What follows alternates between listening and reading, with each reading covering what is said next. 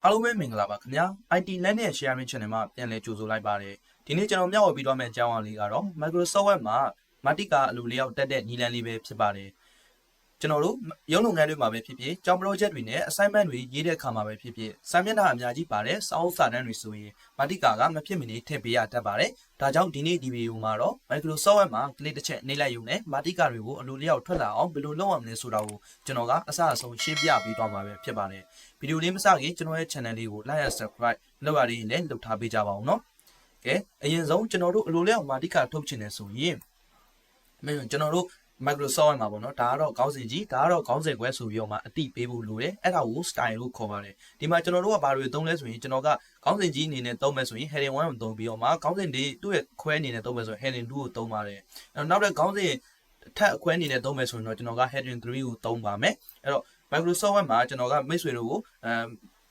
table content Matica ကိုပြသပေးဖို့အတွက်ကျွန်တော်ကစာလေးတချို့ရိုက်ထားတာရှိပါတယ်အဲ့တော့ဟုတ်ပြီဒါဆိုရင်ဒါကျွန်တော်ရိုက်ထားတဲ့စာလေးတွေပေါ့နော်ဒီမှာကျွန်တော်က chapter 1ကိုခေါင်းစဉ်ကြီးအနေနဲ့သုံးကျင်တယ်သူ့ကိုကျွန်တော်တို့သတ်မှတ်ချင်တဲ့ format တွေပုံစံတွေလည်းတခါတည်းချိန်နေကျင်တယ်ပေါ့အဲ့တော့ဆိုရင်ကျွန်တော်ကကိုချိန်ကျင်တဲ့ခေါင်းစဉ်ကိုကျွန်တော်က selection ပေးလိုက်ပါတယ် selection ပေးပြီးတဲ့အခါမှာဘာလုပ်မလဲဆိုရင်ကျွန်တော်တို့ကဒီပုံစံနဲ့ပတ်သက်ပြီးတော့ပေါ့နော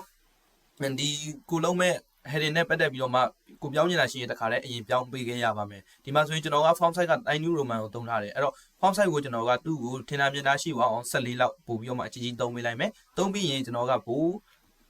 play တင်လိုက်ပါမယ်တင်ပြီးရင်သူ့ကိုခေါင်းစဉ်ဖြစ်တဲ့အတွက်ကျွန်တော်က center alignment မှာထားခြင်းသွားတယ်အဲ့တော့မိတ်ဆွေတို့အနေနဲ့တကယ်လို့မဟုတ်ဘူးကိုက left alignment right alignment justify အနေနဲ့ပဲပြန်ထားခြင်းတယ်ဆိုလဲထားလို့ရတယ်ကျွန်တော်ကတော့ဒီမှာ center alignment ကိုပြောင်းခဲ့လိုက်တာပါcenter alignment လည်းပြောင်းခဲ့ပြီးပြီဆိုရင်ဒါဆိုရင်ကျွန်တော်ရဲ့ခေါင်းစဉ်မှာကျွန်တော်ပြင်စရာအလုံလောက်ပြီပေါ့ဒီလိုမိတ်ဆွေကခေါင်းစဉ်ကိုတခြား color တွေနဲ့လည်းပြောင်းနေနေဆိုရင်တော့ပြောင်းခဲ့လို့ရပါတယ်အဲ့တော့ဒီမှာကျွန်တော်ကတော့ဘိုးအမဲရောက်နေပဲတတ်မှတ်ပေးထားတယ်တတ်မှတ်ပြီးဒီမှာ heading ဆိုတဲ့အပေါ်တင်လိုက်တဲ့အခါမှာဒါကျွန်တော် click တစ်ချက်မနစ်ရသေးဘူးမနစ်table နဲ့တင်တော့မှဒီလိုတင်လိုက်တာနဲ့ဒီလိုပုံစံဖြစ်နေတာပေါ့နော်ဒါကဘယ်လိုပုံစံဝင်သွားရလဲဆိုရင်ကျွန်တော်တို့ Microsoft မှာပါပြီးသား heading ရဲ့ auto အလုပ်လုပ် heading ပုံစံဝင်သွားပါတကယ်လို့မဟုတ်ဘူးကျွန်တော်တို့ကဒီပုံစံကိုမကြိုက်ဘူးဆိုရင်တော့ကျွန်တော်တို့ခုနကပြင်တဲ့ပုံစံတွေအတိုင်းပဲဖြစ်ချင်တယ်ဆိုရင်ဒီပုံမှာ right click တစ်ချက်ထောက်လိုက် average heading ဆိုတာကိုရွေးပေးလိုက်ပါဒါဆိုရင်ကျွန်တော်တို့ရဲ့ဟိုတော့ chapter 1ဆိုတာလေးကheading 1အနေနဲ့ဝင်သွားပြီကျွန်တော်တို့က chapter 1ရဲ့ heading ခေါင်းစဉ်ခွဲခေါင်းစဉ်ကြီးရဲ့ခေါင်းစဉ်ခွဲအနေနဲ့ introduction ကိုသုံးနေတာဖြစ်တဲ့အတွက်ကျွန်တော်က introduction ကို selection ပေးလိုက်ပါတယ် selection ပေးပြီးတော့မှသူ့ကိုတော့ကျွန်တော်က Times New Roman font မှာကျွန်တော်က font size 7ကိုပဲသုံးထားမယ်သုံးပြီးတော့မှသူ့ကိုတော့ပို့လေးတင်ပေးလိုက်ပါမယ်အဲ့တော့ keyboard ကနေလည်း control B လေးကိုနှိပ်ပြီးတော့မှလည်းဘူးတင်လို့ရတယ်အဲ့တော့ဟုတ်ပြီကျွန်တော်ကဒီပုံစံလေးအတိုင်းပဲကြိုက်ပြီးသူ့ကိုကျွန်တော် justify ထားပြီးပြီမိတ်ဆွေတို့အနေနဲ့ left alignment right alignment ထားရင်လည်းဆိုရင်ကျွန်တော်ရှိမှပြောလို့ပဲထားခဲ့လို့ရတယ်ဒီမှာကျွန်တော်သူ့ကိုတော့ justify လေးထားလိုက်မယ်ထားပြီးရင်ဘယ်ကိုပြန်သွားမလဲဆိုရင်ကျွန်တော်တို့ကဒီ style group တဲ့ကမှာအများလေးတစ်ချက်ဝင်ပြီးဒီမှာ heading 2ဆိုတဲ့အားလေးမှာကျွန်တော်ကဒီ Microsoft မှာပါပြီးသားဟောင်းမသုံးချင်ဘူးကိုယ့်ဘဏ္ဍာကိုကို format နဲ့ကိုသုံးချင်တာဖြစ်တဲ့အတွက်ဒီပေါ်လေးမှာ right click ထောက် average heading ဆိုတာကိုရွေးပေးလိုက်ပါဒါဆိုရင်ဒီမှာကျွန်တော်တို့ heading 2လေးဝင်သွားပြီဖြစ်ပါတယ်အဲ့တော့ဒီမှာ testing 1ဆိုတာလေးကိုကျွန်တော်က heading 3 2ရဲ့ခေါင်းစဉ်နောက်တဲ့အခွင့်အရေးတစ်ခုအနေနဲ့ထပ်သုံးချင်တာဖြစ်တဲ့အတွက်testing 1မှာကျွန်တော်က selection ပေးတယ်ပေးပြီးရင်ဘယ်ကိုသွားမလဲဆိုရင်ကျွန်တော်တို့ပြင်နေတာလေးပြင်တော့ကျွန်တော်ဒီမှာသူ့ကိုဘိုးလေးလေးတင်လိုက်မယ်item လေးလေးစောင်းလိုက်မယ်ဒီလိုပုံစံလေးကိုကြိုက်တယ်ဒီလိုပုံစံလေးကိုကျွန်တော်က format တွင်းတော့မှာပေါ့နော်အဲ့တော့ဒီမှာ heading 3ကိုကျွန်တော်တစ်ချက်လေးလိုက်တဲ့အခါမှာဒီလိုပုံစံလေးဝင်သွားပြီဒါအောင်မိတ်ဆွေတို့နောက်ထပ် chapter 2ဘိုင်းမှာကျွန်တော်ပြန်ပြောတဲ့ခါကျရင်တော့ပို့ပြီးတော့ရှင်းလာလိမ့်မယ်ဒီပေါ့နော် heading 1 2 3တွင်းတာလေးကဘာလို့ဒီလိုလောက်ရတယ်လဲဆိုရင်ကျွန်တော်တို့ table of ကိုလည်းလုတ်ချင်တာအကြောင်းပဲလဲပါတယ်အဲ့တော့ဒီမှာနောက်ပြီးတော့မှကိုလုတ်ချင်တဲ့ပုံစံကိုတစ်ခါတည်းအသေးတက်မှတ်ခဲတဲ့ပုံစံမျိုးလည်းဖြစ်တယ်ပေါ့နော်အဲ့တော့ဒီမှာ chapter 2လေးကိုကျွန်တော်က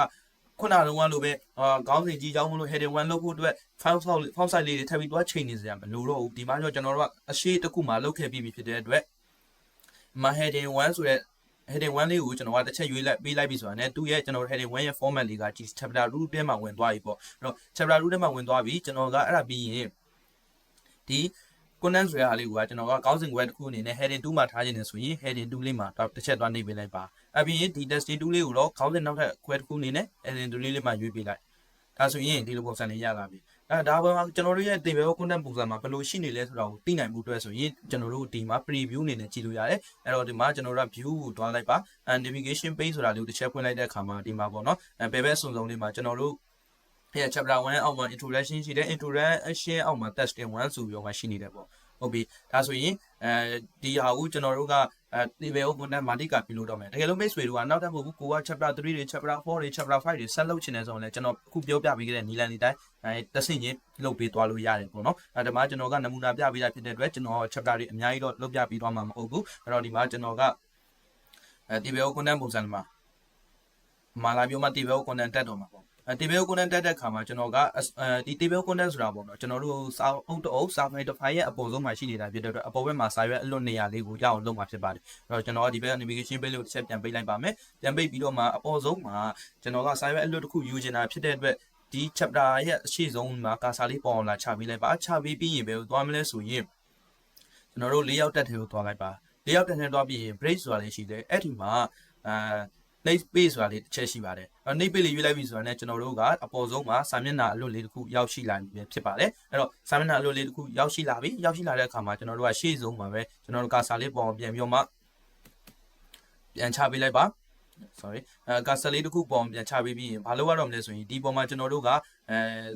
table content တက်တော့မှဖြစ်တဲ့အတွက် table content တက်ဖို့တဲ့ဆိုရင်ကျွန်တော်တို့က reference တက်တဲ့ပါလိုက်ပါအဲ့တော့ဒီမှာဘယ်ဘက်ဘေးဆုံးမှာပေါ့နော် table content ဆိုတာလေးပုံနေလိမ့်မယ်အဲ့ဒါကိုတစ်ချက် click နှိပ်လိုက်ပါနှိပ်လိုက်တဲ့အခါမှာဒီမှာကိုလိုချင်တဲ့ကိုရွေးချယ်ချင်တဲ့table content ပုံစံလေးတွေရွေးချယ်လို့ရမယ်ကျွန်တော်ကတော့အလဲရပုံစံမျိုးတစ်ချက်ရွေးပေးလိုက်ပါမယ်အဲ့တော့ဒီလို table content ရွေးလိုက်တဲ့အခါမှာဒီလိုပုံစံလေးပေါ်လာခဲ့ပြီပေါ်လာခဲ့တဲ့အခါမှာပေါ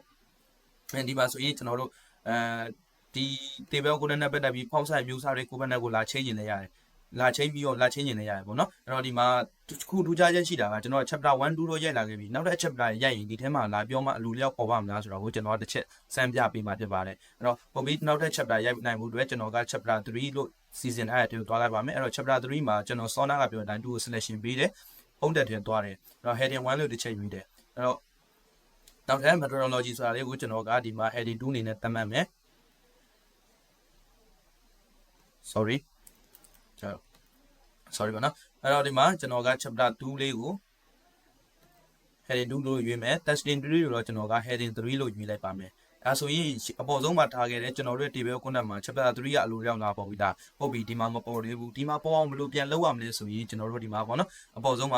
းမှာရှိတဲ့ every table ဆိုတာရှိပါတယ် every table ကိုတစ်ချက်လောက် click လိုက်ပါ every table ကို click ပြီးရင်ဒီမှာ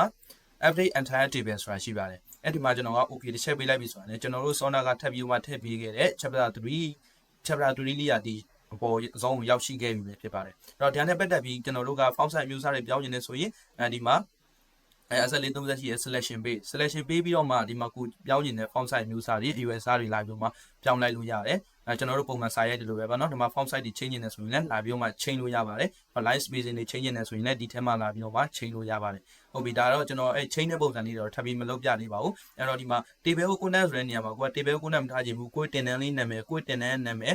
ကိုပြောပြချင်တဲ့အကြောင်းအရာနာမည်လေးထည့်ချင်တယ်ဆိုရင်ဒီမှာပဲ selection ပေးပြီးတော့မှလာပြီးတော့မှပြောင်းလို့ရပါတယ်မိတ်ဆွေတို့လိုက်ပြီးတော့မှပြောင်းကြည့်နိုင်ပါတယ်အဲ့တော့ဒီမှာဆိုရင်တခုထူးခြားချက်ရှိတာပါလေကျွန်တော်တို့က table content တော့တက်လိုက်ပြီး table content မှာကျွန်တော်တို့ကစာမျက်နှာနံပါတ်မထည့်ချင်ဘူးမထည့်ချင်ဘူးဆိုတာဒါတော့မထည့်ချင်ဘူးပေါ့နော်အဲ့တော့ဒီမှာ chapter 1ကကျွန်တော်တို့စာမျက်နှာနံပါတ်2ကြီးမှရှိနေကျွန်တော်မဟုတ်ဘူး chapter 1ကိုတော့စာမျက်နှာနံပါတ်1မှာပဲထားချင်တယ်ဆိုရင်ဘယ်လိုလုပ်ရမလဲဆိုရင်ဒါလေးကကျွန်တော်တို့ပေါ့နော် header and footer ဆိုတဲ့ထပ်ထဲမှာသွားပြီးတော့မှလုပ်ပေးရမှာပေါ့အဲ့တော့ဒါဆိုရင်ကျွန်တော်ကဒါကိုစာမျက်နှာနံပါတ်တက်ပါမယ်စာမျက်နှာနံပါတ်တက်ဖို့အတွက်ဆိုရင်ဘယ်လိုသွားမလဲဆိုရင် insert တက်ထဲသွားလိုက်ပါ insert တက်ထဲရောက်ပြီဆိုတာနဲ့ဒီမှာ page number ဆိုတာရှိပါတယ် page number မှာကျွန်တော်က bottom of page မှာကျွန်တော်ကစာမျက်နှာလူတစ်ပုံစံလေးတက်လိုက်တယ်ဒါဆိုရင်ကျွန်တော်တို့ဒီမှာ table content ကြီးမှာကျွန်တော်တို့စာမျက်နှာနံပါတ်တက်သွားပြီဟုတ်ပြီကျွန်တော်တို့ကဒါကိုtable content မှာပေါ့နော်ဒီစာမျက်နှာကိုမတက်စေချင်ဘူးကျွန်တော် chapter 1နေစပြီးတော့မှစာမျက်နှာနံပါတ်1ကိုတက်စေချင်တယ်ဆိုရင်ဘယ်လိုလုပ်ရမလဲဆိုရင်တော့ကျွန်တော်တို့ဒီမှာ selection တစ်ချက်ပေးလိုက်ပါပေးပြီးတဲ့အခါမှာပေါ့နော်ဒီမှာ header and footer တက်ထဲမှာကဒီမှာ link to PBS ဆိုတာလေးရှိတယ်အဲ့ဒါလေးကို click တစ်ချက်ဖြုတ်လိုက်ပါဟုတ်ပြီဒါကို click တစ်ချက်ဖြုတ်လိုက်ပြီးပြီဆိုရင်ကျွန်တော်တို့ကအပေါ်ကရှေ့တစ်ခုမှရှိတဲ့ one လေးကို click တစ်ချက်နှိပ်လိုက်ပါနှိပ်ပြီးတော့မှကျွန်တော်တို့ဖြတ်လိုက်မယ်ဖြတ်လိုက်တဲ့အခါမှာအောက်မှာစာမျက်နှာနံပါတ်1ကတော့ရှိနေသေးတယ်ကျွန်တော်ဟုတ်ဘူးတရားနေပြီးတော့မှစာမျက်နှာနံပါတ်1ကိုစပြီးတက်စေချင်တယ်ဆိုရင်အဲ့တော့ဒီလိုဒါလေးကို selection ပေးပြီးရင်ဘယ်လိုသွားမလဲဆိုရင်ကျွန်တော်တို့ header and footer တက်ထဲရပဲအဲ့မှာ page number ဆိုတာရှိတယ်အဲ့ဒီမှာ format page number ဆိုတာရှိတယ် format page number ဆိုတာရှိပြီးတော့မှဒီမှာ ကျွန်တော်တို့ကဒီထဲမှာဘာကိုရွေးပေးရမလဲဆိုရင် stat as ဆိုတာရွေးပေးလိုက်ပါ stat as မှာကျွန်တော်တို့က1နေစပြီးရွေးပြီးတော့မှ okay လို့နှိပ်ပေးလိုက်ပြီဆိုရင်ဒီမှာကျွန်တော်တို့စာမျက်နှာနံပါတ်က chapter 1နေစပြီးတော့မှပဲစာမျက်နှာနံပါတ်1ကိုတက်စီခြင်းတာဖြစ်တဲ့အတွက်ဒီမှာပေါ့နော်စာမျက်နှာနံပါတ်1ကနေစပြီးတော့တက်လို့ရပါပြီဟုတ်ပြီအဲ့တော့ဟုတ်ပြီကျွန်တော် header footer တက်ပြီးပြီဆိုတော့ click တစ်ချက်နှိပ်လိုက်မယ်ခုနကကျွန်တော်တို့တေပြောကိုနဲ့မှာပြောင်းနေလားမပြောင်းနေလားတစ်ချက်တက်ပြန်ကြည့်ပါမယ်ဒါဆိုရင်တော့ဒီမှာစာမျက်နှာနံပါတ်1ကနေပဲစပြီးတက်နေလို့ပေါ့ဟုတ်ပြီဒါကိုကျွန်တော်တို့က update ပြန်လုပ်ချင်တာဖြစ်တဲ့အတွက်ကျွန်တော်တို့ခုနလုပ်ခဲ့တဲ့နည်းလမ်းတိုင်းပဲ update table ကိုတွားပြီးရင်ဒီမှာ update entire table ဆိုတာလေးကို okay တစ်ချက်နှိပ်လိုက်ပြီဆိုတာ ਨੇ ဒီမှာ chapter 1နေစပြီးတော့မှကျွန်တော်တို့ရဲ့စာမျက်နှာလေးကိုတစ်ကနေပြီးတော့မှအစီအစဉ်လိုက်ပြီးသူတက်ပြီးနေတာပဲဖြစ်ပါတယ်ဟုတ်ပြီနော်အဲ့တော့ဟုတ်ပြီဒါဆိုရင်ကျွန်တော်ဒီ table ကို content လေးကိုကျွန်တော်ဘာလို့တက်ချင်တာလဲစာမျက်နှာနံပါတ်လေးကတက်တဲ့အခါမှာသူ့တော့ကျွန်တော်တို့ကမတက်ချင်တာခုနကတော့တစ်ကနေစာပြီးမတက်စေချင်တာပေါ့နော်အဲ့တော့ခုနက table content ကိုဒီစာမျက်နှာနံပါတ်တွေဘယ်လိုတက်ရမလဲဆိုတာမျိုးသိချင်တယ်ဆိုရင်တော့ကျွန်တော်ရဲ့ဗီဒီယိုရဲ့ comment လေးအောက်မှာမေးခဲ့နိုင်ပါတယ်ကျွန်တော်ကတော့ဒီမှာအဓိကပြောပြချင်တဲ့ point ရကြတော့ဒီ Microsoft မှာ